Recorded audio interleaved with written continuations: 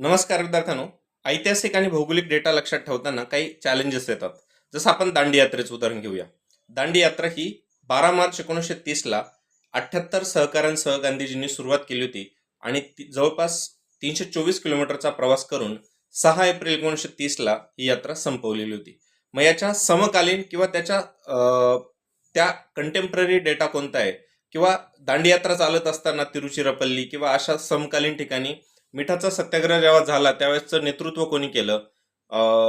सविनय कायदेभंगाच्या चळवळीचा जो काही 1930 ते 34चा जो कार्यकाळ आहे, बाबू गेनू यांची आत्मसमर्पण असेल किंवा सायमन कमिशन आला होता, त्याच्या समकालीन घटना कोणत्या आहे या सुद्धा तुम्हाला लक्षात ठेवणं गरजेचं आहे. तर ऐतिहासिक डेटा आणि भौगोलिक डेटा नीट बघा आणि दररोजचं माझं 8 वाजेचं लेक्चर अटेंड करायला विसरू नका. जास्तीत जास्त आपल्या तयारीला बारकावे द्या.